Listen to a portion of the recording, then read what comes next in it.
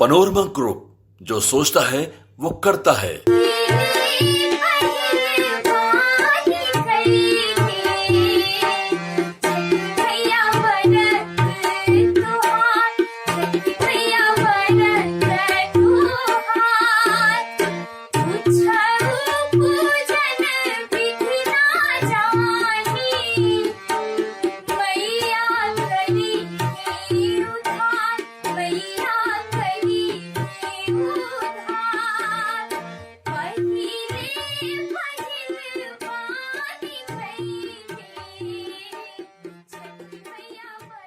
शारदा सिन्हा ने कब की छठ गीत गाने की शुरुआत, किसने और कहां शारदा सिन्हा के पहले गीत की हुई रिकॉर्डिंग।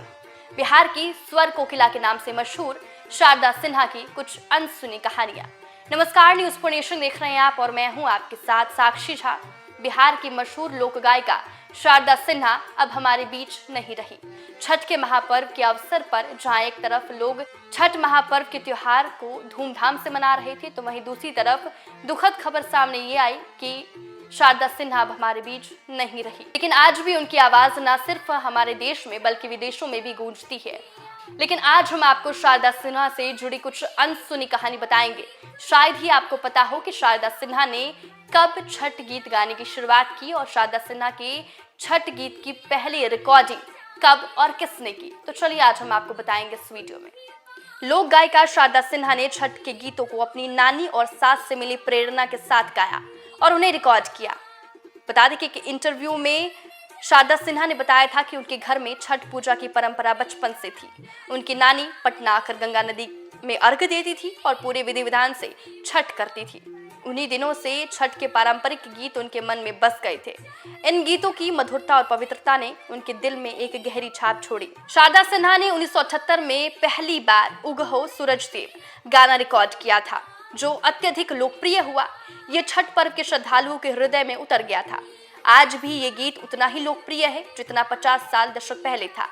बता दें कि रुनकी झुनकी बेटी मंगीला बोल का गीत शारदा सिन्हा का पहला लोकप्रिय छठ गीत माना जाता है। ये गीत 1970 के दशक में रिलीज हुआ था।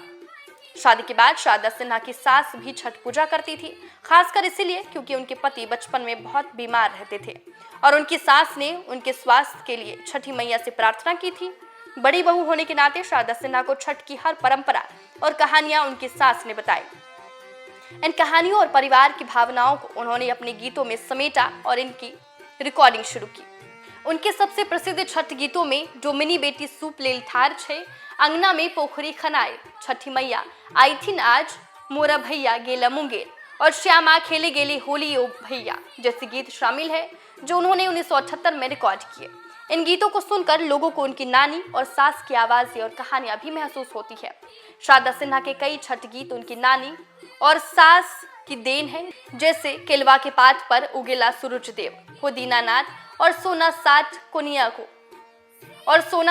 कुनिया हो दीनानाथ। इन गीतों के माध्यम से वो सूर्य देव से परिवार की भलाई, अच्छे स्वास्थ्य और सुख शांति की कामना करती थी। इन गीतों में उस प्रार्थना का महत्व है जिसमें श्रद्धालु सूर्य देव से जल्दी उगने की विनती करते हैं और अपने परिवार के लिए आशीर्वाद मांगते हैं।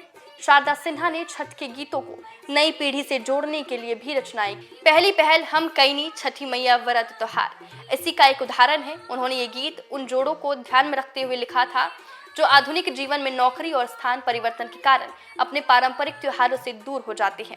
इस गीत के माध्यम से एक पंजाबी बहू की कहानी दर्शाई गई है जो अपने बिहारी ससुराल की परंपराओं को निभाती है और छठ पूजा करती है। इस तरह से शारदा सिन्हा ने छठ के गीतों में न केवल पारंपरिक आस्था को जिंदा रखा बल्कि आधुनिक परिवेश में नई पीढ़ी को भी इस पवित्र अनुष्ठान से जोड़ा।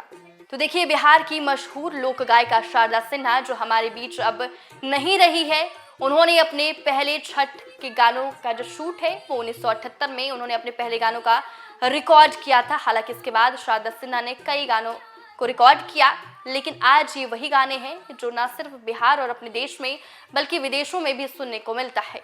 फिलहाल के लिए इस खबर में बस इतना ही। आप देखते रहें न्यूज़ फॉर नेशन।